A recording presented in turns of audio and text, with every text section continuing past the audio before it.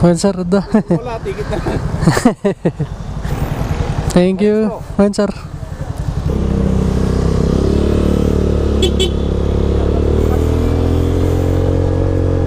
Alright guys, checkpoint.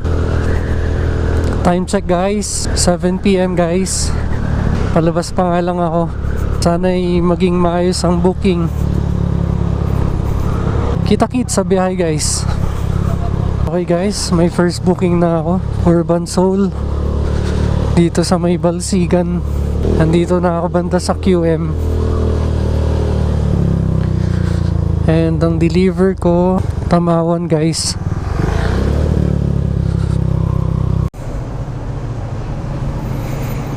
Urban Soul. Alrighty.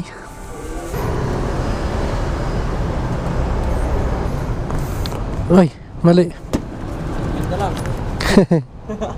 Pagas lang ako guys para diretso ang biyahe natin. Nakakuha tayo Jollibee. Ang deliver Everlasting guys. Thank you. Okay guys, meron na yung number 964. Okay guys, may booking na ulit tayo. GrabMart dito sa may Nagilian, malapit sa Petron guys. Double run pala to guys. Ang first na deliver ko Camdas, tapos yung pangalawa Kalkalan.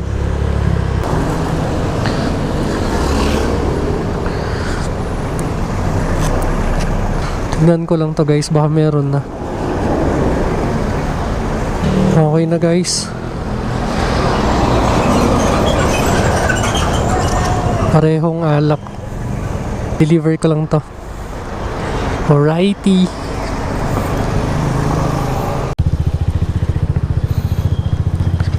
Alright guys, na-deliver ko na yung dito sa Camdas. Na-request nga ni ma'am na malamig sana yung Red Horse. Nung chinek ko naman, malamig naman, kaya goods lang. Next na ako guys sa may Kalkalan, Dreamland.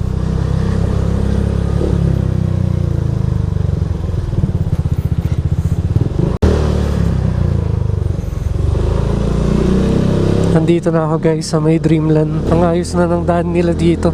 Dati lubak-lubak to eh. Ngayon maayos na. Sementado na talaga.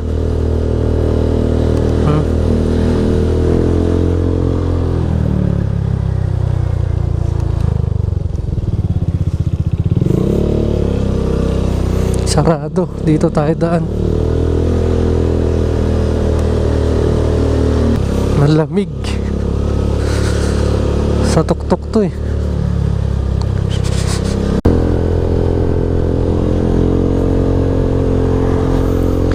Okay guys, ang deliver ko is Crystal Cave. Na-cancel yung kanina, yung sa may Hercules bar. Nagpa-order daw sa bar, tapos nung nag-order, sumakay daw ng taxi. So pinapa-cancel nung nag-order. Eh hindi niya na ma-cancel. Tapos hindi niya rin alam ata yung help center. Sinabi ko naman na i-cancel niya kung kaya. Eh hindi niya daw alam. Tapos ngayon, pumunta na ako ng Jollibee.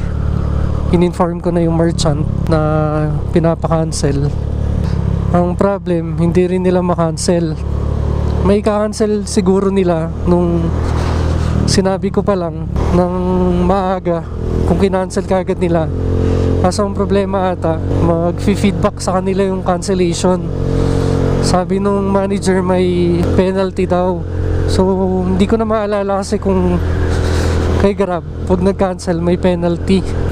Ang hassle lang kasi syempre rider din yung may ipit.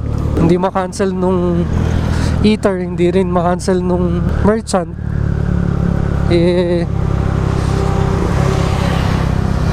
hindi ko na rin kabisado yung cancel. Buti na lang tanong ako sa ka-Grab kung paano gagawin. Medyo na ano ko eh, na wingdang. Syempre sayang din, kaso Di naman nila magawa ng paraan.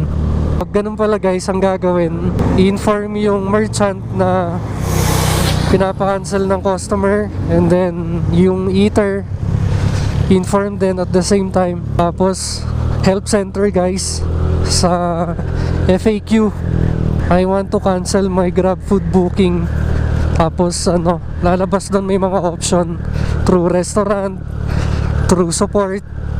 Makikita mo yung support dun sa pinakababa. So yun, may makakausap ka. Kailangan mong i-explain na gusto ipa-cancel ng merchant ng eater yung booking niya. Kailangan mo ng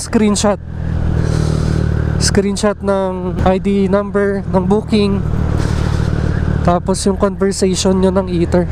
Tapos yun, ika-cancel ng support. Buti na lang may nag-check ka agad, kasi minsan matagal bago i-check ng support. My goodness. Yung nag-order kasi guys, tumakbo daw. So syempre hindi maabunuhan nung nag-order ng pinag-orderan. Todas. Medyo nainis lang ako. Syempre yung konsumo ng oras, hindi naman kami per hour. Sa delivery kami umaasa. So sayang, 'di ba? Anyway, it's all good. Tuloy pa rin ang delivery natin guys.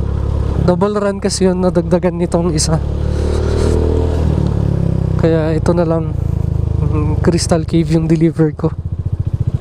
After nito guys, coffee break para may masmasan. Ay, wala stick talaga. Salbahe.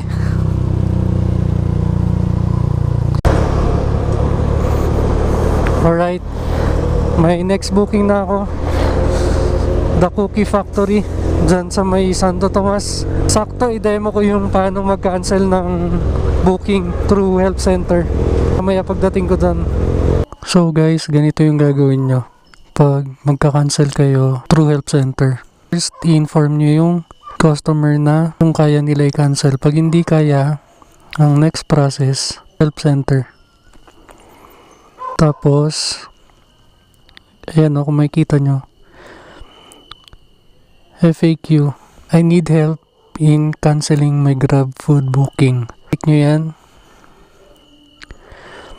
Tapos sa pinakababa, ayan get help for app or technical issues. Pag na-click nyo yun, ito yung lalabas. Ganito. Walang signal Basta yun.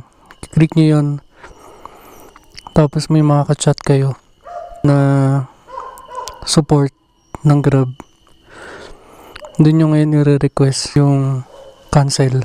Kailangan na inform nyo yung merchant and yung eater na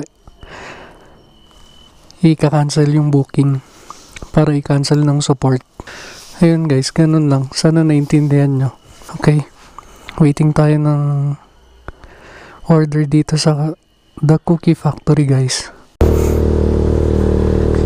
Okay guys, na-pick up ko na yun dito sa Chocolate Factory. Deliver ko na to sa may Ferguson.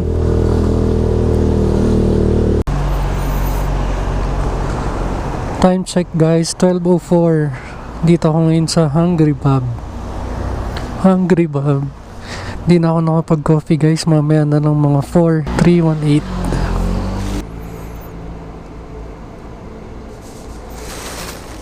Ang deliver ko guys, Techno Dream call center.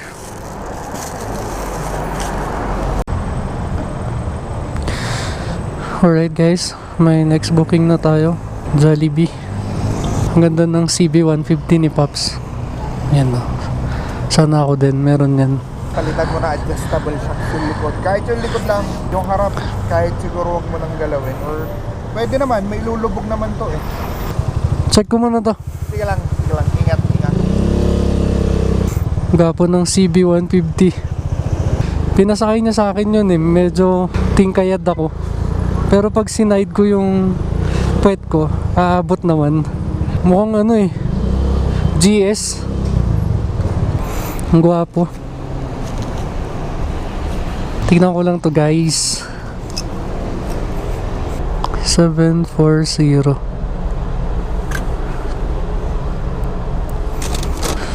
VIP transient. Happy Homes. Lapit lang to guys.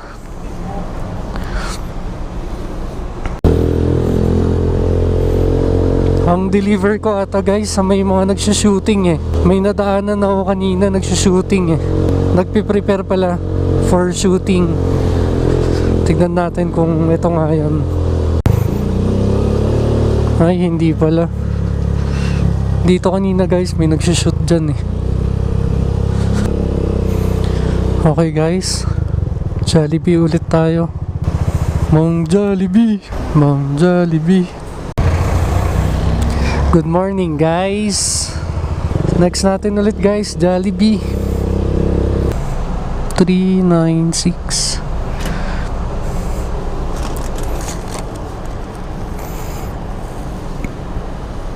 Alright guys, nandito tayo sa Jollibee number 888. 1, 2, 3. Wala pa yung 888. 595. Time check pala guys, 3 AM. Deliver natin ay Bakaking sa Kabalakbak. Ito na 888. Alright. Ganitong oras mas malamig. Kahit doble-doble yung suot, tagos pa rin eh. Mang Jollibee. Mang Jollibee. 2 hours na lang guys, uwi na ulit ako. Samahan nyo ako guys, deliver na natin to.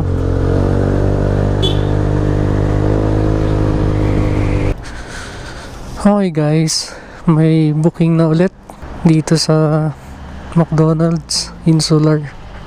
Last booking ko na to guys. Time check 4. Deliver ko is Bakaking Central saka Adiwang Duntogan guys. 490986.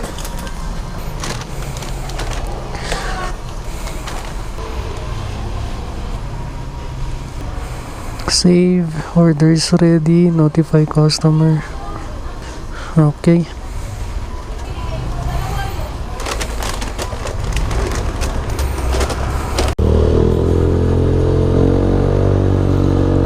Alright guys, on the way na ako sa last delivery. Kita-kits ulit mamaya. Salamat sa inyo. Bye!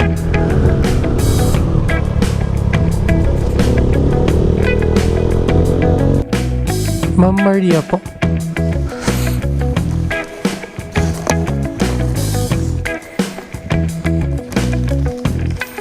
$5.57 lang.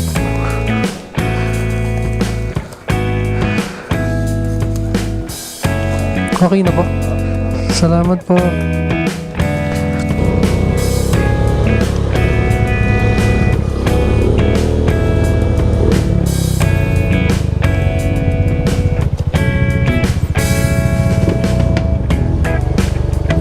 Daming gulay oh.